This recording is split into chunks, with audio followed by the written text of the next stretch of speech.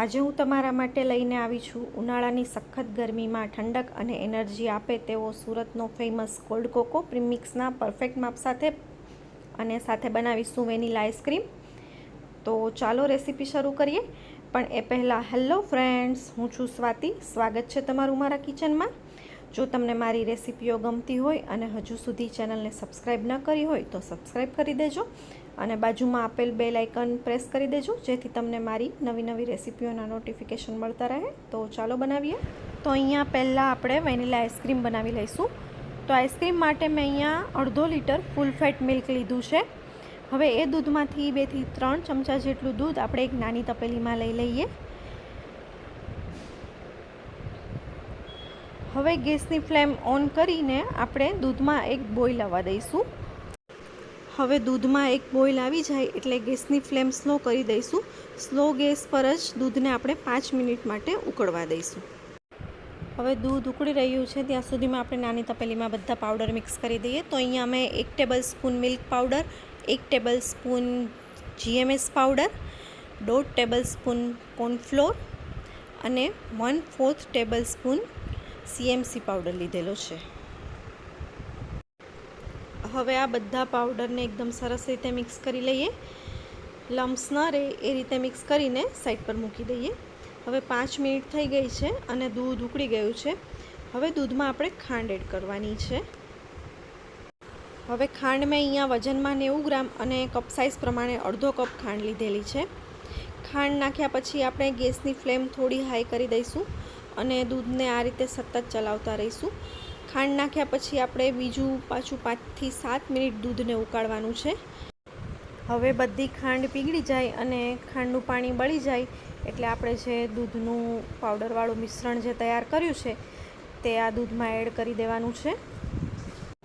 આ પાવડરવાળું દૂધ મિક્સ કર્યા પછી દૂધને 5 થી 7 મિનિટ સુધી સતત આ રીતે ચલાવતા રહેવાનું છે, જેથી દૂધ નીચે દાજી ન જાય. આ 1/2 લીટર દૂધમાંથી આપણે 2 લીટર જેવો આઈસ્ક્રીમ બનાવીશું. એક વખત તમે આ આઈસ્ક્રીમ બેઝ તૈયાર કરી લો પછી તમે તેમાંથી કોઈ પણ ફ્લેવરનો આઈસ્ક્રીમ બનાવી શકો છો. અહીંયા હું 2 ટાઈપના આઈસ્ક્રીમ બનાવીશ, એક વેનીલા આઈસ્ક્રીમ અને એક ફ્રેશ કાજુ મેંગો આઈસ્ક્રીમ.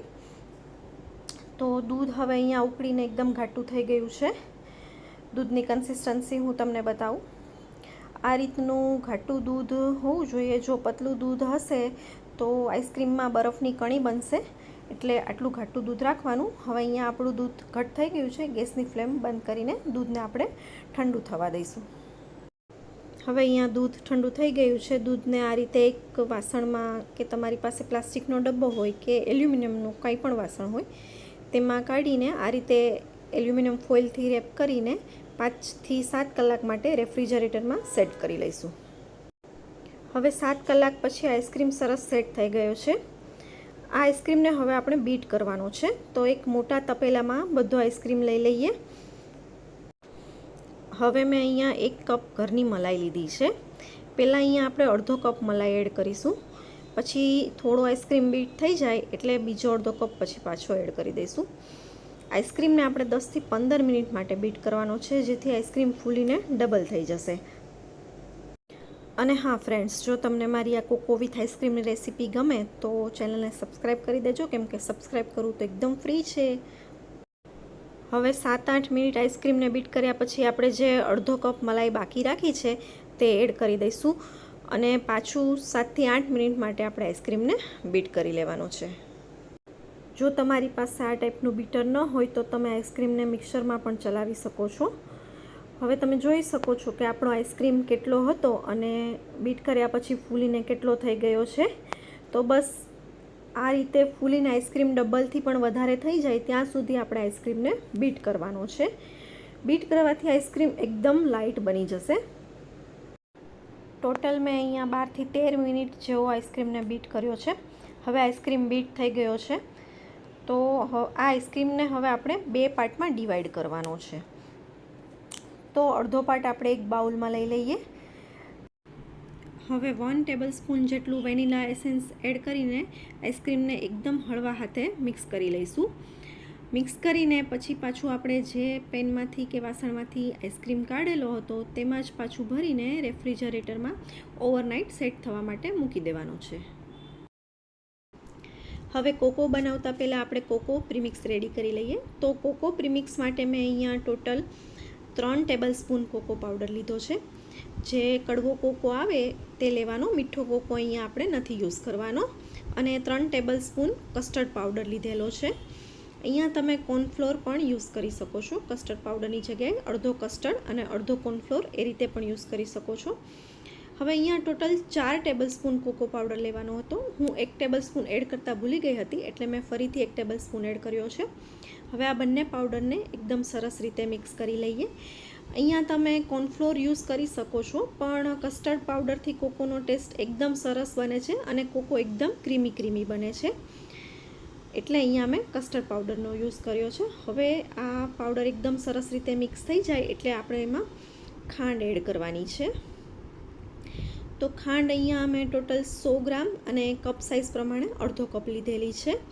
અહીંયા આપણે દળેલી ખાંડ યુઝ નથી કરવાની, એ ખાસ યાદ રાખવાનું, કેમ કે દળેલી ખાંડ યુઝ કરીને તમે જો પ્રીમિક્સ બનાવીને સ્ટોર કરીને રાખશો તો દળેલી ખાંડમાં ભેજ લાગવાની શક્યતા વધારે રહે છે. એટલે તમે જે પ્રીમિક્સ બનાવ્યું હશે તેમાં ગાંઠા થઈ જશે. એટલે આખી જ ખાંડ નાખીને આ રીતે આપણે પ્રીમિક્સ રેડી કરવાનું છે. હવે કોઈ પણ એરટાઇટ બેગ, ઝીપલોક બેગ કે પ્લાસ્ટિકનો ડબ્બો હોય તેમાં આ રીતે પ્રીમિક્સ ભરીને તમે સ્ટોર કરી શકો છો. પછી જ્યારે કોકો બનાવવો હોય ત્યારે ડાયરેક્ટ આ પ્રીમિક્સ યુઝ કરીને કોકો બનાવી શકો છો. હવે મેં અહીંયા ટોટલ 1 લીટર ફૂલ ફેટ મિલ્ક લીધું છે. અહીંયા આપણે ફ્રેશ મિલ્ક જ યુઝ કરવાનું છે. ફ્રીઝમાં રાખીને મલાઈ કાઢેલું દૂધ અહીંયા આપણે નથી વાપરવાનું. હવે આ 1 લીટર દૂધમાંથી 2 થી 3 ચમચા જેટલું દૂધ પહેલાં એક નાની તપેલીમાં લઈ લઈએ અને દૂધને બીજા ગેસ પર ગરમ કરવા માટે મૂકી દઈએ. હવે આપણે જે પ્રીમિક્સ રેડી કર્યું છે તેને આ ઠંડા દૂધમાં એડ કરી દેવાનું છે. ઠંડા દૂધ લેશો તો પ્રીમિક્સ એકદમ સરસ રીતે મિક્સ થઈ જશે. ગરમ દૂધમાં પ્રીમિક્સના લમ્સ થઈ જશે તો પછી મિક્સ કરતાં વાર લાગશે. હવે એકદમ સરસ રીતે મિક્સ કરીને ગાંઠા ન રહે ત્યાં સુધી સરસ રીતે ચલાવીને આ રીતે મિક્સ કરીને આ દૂધને આપણે સાઈડ પર મૂકી દઈશું. હવે આપણે જે દૂધ ગરમ કરવા મૂકેલું હતું તેમાં એક બોઇલ આવી ગયો છે. બોઇલ આવી જાય એટલે ગેસની ફ્લેમ સ્લો કરી દેવાની અને હવે આપણે જે કોકોવાળું મિક્સર તૈયાર કર્યું છે તેને આ દૂધમાં ધીમે ધીમે એડ કરી દેવાનું છે. થોડીવાર માટે ગેસની ફ્લેમ સ્લો જ રાખીશું.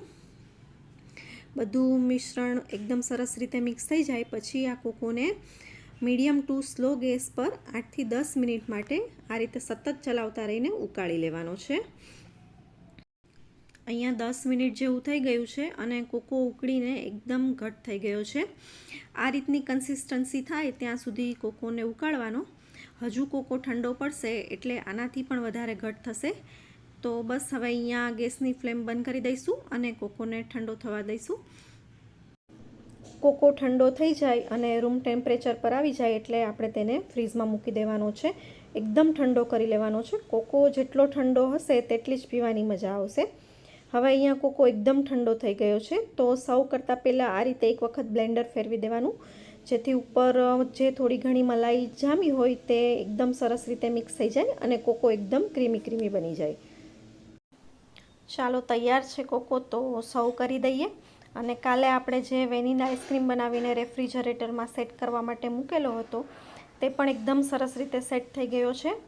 કોકો અને વેનીલા આઈસ્ક્રીમનું જે કોમ્બિનેશન છે તે બહુ જ સરસ લાગે છે. કોકો એકલો તો ટેસ્ટમાં સરસ લાગે જ છે, પણ જો સાથે આ રીતે વેનીલા આઈસ્ક્રીમ હોય તો બધાને બહુ જ મજા આવશે. તો તમે આ કોમ્બો એક વખત ટ્રાય કરીને મને કોમેન્ટમાં જણાવજો કે તમને કોકો વિથ વેનીલા આઈસ્ક્રીમની રેસીપી કેવી લાગી.